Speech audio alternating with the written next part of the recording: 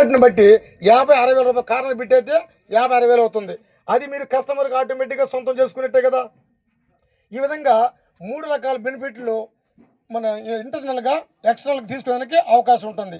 ఈ 3 కాకుండా సార్ గారు ఏం చెప్పారంటే, రేపేదిన ఒక బ్యాంకుకో ఇంకెక్కడికన్నా మీరు లోన్కి వెళ్తే అక్కడ లోన్లో ఉన్నటువంటి ఫీల్డ్ ఆఫీసర్ కానీ బ్యాంక్ మేనేజర్ కానీ ఇంకెవరైనా మీకు లోన్ ప్రొవైడ్ చేయాలంటే అతను ఏం చూస్తాడు, కన్వర్షన్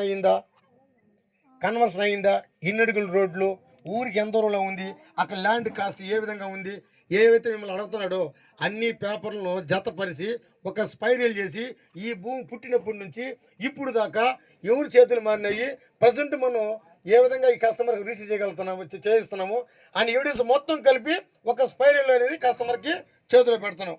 అది కాకుండా ఈడ ప్లాట్ మీరు బుక్ చేయని వచ్చినప్పుడు మీ సొంత డబ్బులు పెట్టుకొని ఖర్చులు పెట్టుకుని ఇక్కడికి వచ్చారా, లేదే కంపెనీ మీకు కార్ని ప్రొవైడ్ చేసింది, డ్రైవర్ని ప్రొవైడ్ చేసింది, టీ ఇచ్చింది, బిస్కెట్ ఇచ్చింది, ఒకవేళ భోజనం టైం అయితే భోజనం కూడా పెట్టింది, ఆ సర్వీస్ మీకు ఫ్రీ చేసింది కదా. ఈ విధంగా సుమారు కంటే 7-8 రకాల బెనిఫిట్లు కస్టమర్కి కల్పిస్తున్నటువంటి ఏకైక సంస్థ మీకు తెలుసో తెలీదో నాకైతే తెలీదు, that is whole and only SLN company మాత్రమే. కాబట్టి ఇక్కడ మన కంపెనీలో నమ్మి పెట్టుబడి పెట్టినటువంటి మీ అందరి కస్టమర్లు లక్షాధికారులు కోటీశ్వరులు అయ్యే తథ్యం.